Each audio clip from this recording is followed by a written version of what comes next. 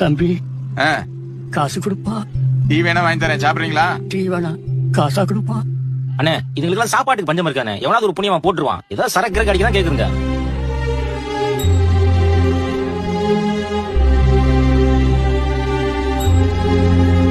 இன்னைக்கு பள்ளிக்கூடத்துல பணம் கட்டணும் சொன்னல, இந்த இதுல 110 ரூபாய் இருக்கு.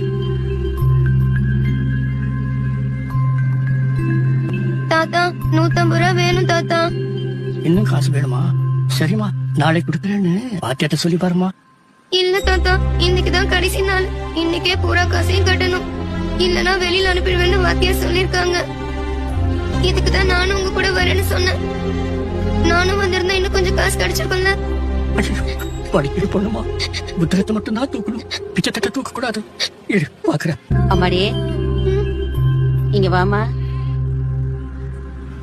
பாப்பா வாமா வாப்பா. என்ன கண்ணு?